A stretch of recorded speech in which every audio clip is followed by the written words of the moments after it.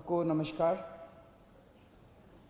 दोस्तों, दिल्ली में कोरोना काफ़ी फैला हुआ है और जनता के साथ मिलके, केंद्र सरकार के साथ मिलके हम इसे काबू करने की पूरी कोशिश कर रहे हैं एक तरफ, और दूसरी तरफ जिन लोगों को कोरोना हो जाए उनके इलाज की समुचित व्यवस्था करने की कोशिश कर रहे हैं। आज दिल्ली में लगभग 25,000 एक्टिव केसेस हैं। 33,000 लोग ठीक होके अपने अपने घर जा चुके हैं। 25,000 लोग ऐसे हैं जिनको अभी भी कोरोना है। अस्पतालों में इस टाइम 6,000 के करीब लोग हैं और 12,000 के करीब लोगों का उनके घर के अंदर इलाज चल रहा है। आज जैसा मैंने बताया, दिल्ली में 25,000 एक्टिव केस हैं। आज से ठीक एक हफ्ता पहले दिल्ली में 24,000 एक्टिव केस थे। एक हफ्ते के अंदर केवल 1,000 एक्टिव केस बढ़े। इसका मतलब लगभग जितने लोग बीमार ठीक हो रहे हैं उतने ही लोग बीमार हो रहे हैं। एक तरह से फिलहाल ऐसा लगता है कि थोड़ा सा स्टेबलाइज हो रहा है। पिछले दिनों में हमने टेस्टिंग बहुत बड़े स्तर पे टेस्टिंग 3 गुना कर दी है। 3 गुना से भी ज़्यादा हमने टेस्टिंग कर दी है। बीच में लोगों को अपना टेस्ट कराने में दिक्कत आ रही थी। मैं समझता हूं कि अब आपको टेस्ट कराने में दिक्कत नहीं आ रही होगी। पहले लगभग 5,000 टेस्ट डेली किए जाते थे, अब डेली 18,000 के करीब टेस्ट डेली हो रहे हैं। बीच में कुछ लैब्स ने गड़बड़ी करने की कोशिश की थी। उन लैब्स के खिलाफ हमने एक्शन लिया, क्योंकि गलत काम तो किसी को नहीं करने दिया जा सकता। कुछ लैब्स ऐसी थी जो कि नेगेटिव होने के बावजूद भी पॉजिटिव दिखा रही थी जब उनकी चेकिंग की गई।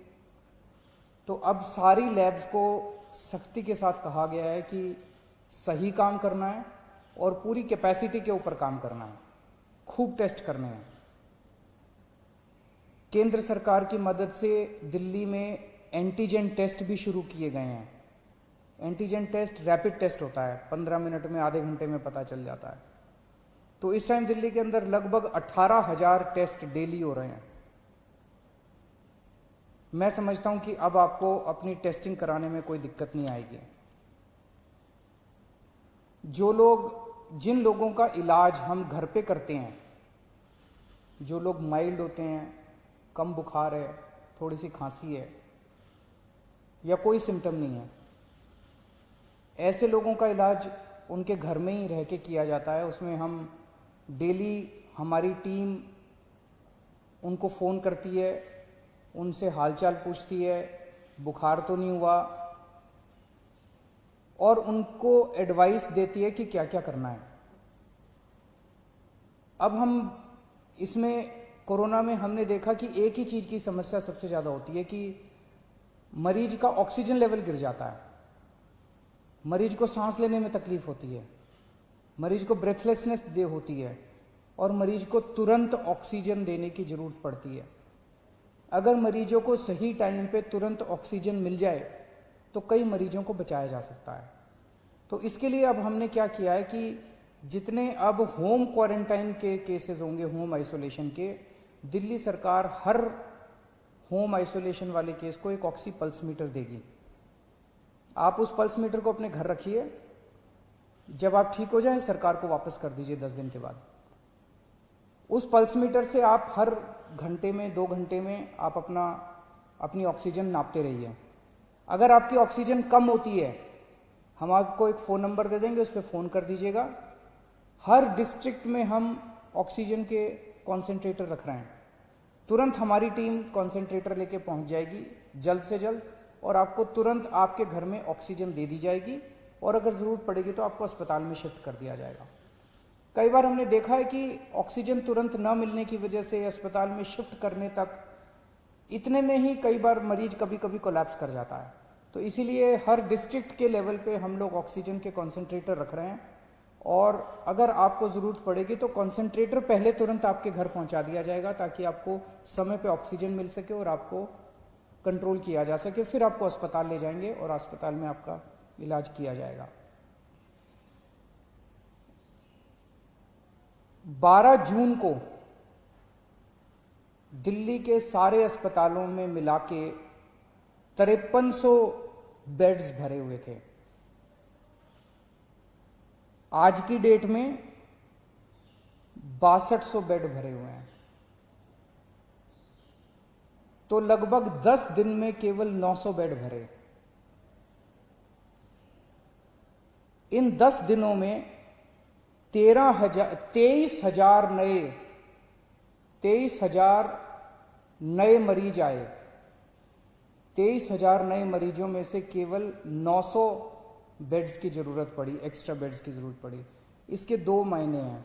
एक तो ये कि जितने लोग अस्पताल में एडमिशन ले रहे हैं उतने ही लोग लगभग ठीक होकर घर भी जा रहे हैं, और दूसरा ये कि जितने नए केस आ रहे हैं इनमें सीरियस केस बहुत कम है।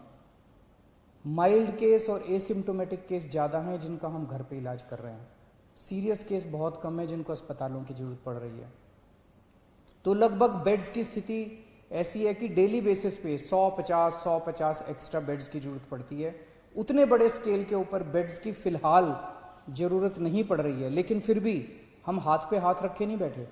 मुझे बेहद खुशी है कि आज की डेट में एक तरफ जहां 6200 बेड ऑक्यूपाइड हैं, 7000 बेड खाली हैं। बीच में थोड़ी सी बेड की मारामारी हुई थी, लेकिन हमने युद्ध स्तर के ऊपर सारे अस्पतालों से बात करके सरकारी अस्पतालों में, प्राइवेट अस्पतालों में आपके लिए बेड्स का इंतजाम किया है। आज की डेट में 7000 बेड्स खाली हैं। इस दौरान हमें केंद्र सरकार से काफ़ी सहयोग मिल रहा है। दिल्ली सरकार और केंद्र सरकार मिलके दिल्ली में कोरोना को काबू पाने की कोशिश कर रही हैं। ये समय राजनीति करने का नहीं है, ये समय आपस में लड़ाई झगड़े का नहीं है।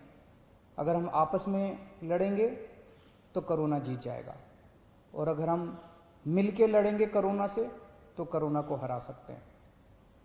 आज पूरा देश चाइना के खिलाफ 2 युद्ध लड़ रहा है। एक चाइना के द्वारा भेजे गए वायरस के खिलाफ, और दूसरा चाइना के खिलाफ बॉर्डर के ऊपर युद्ध लड़ रहा है।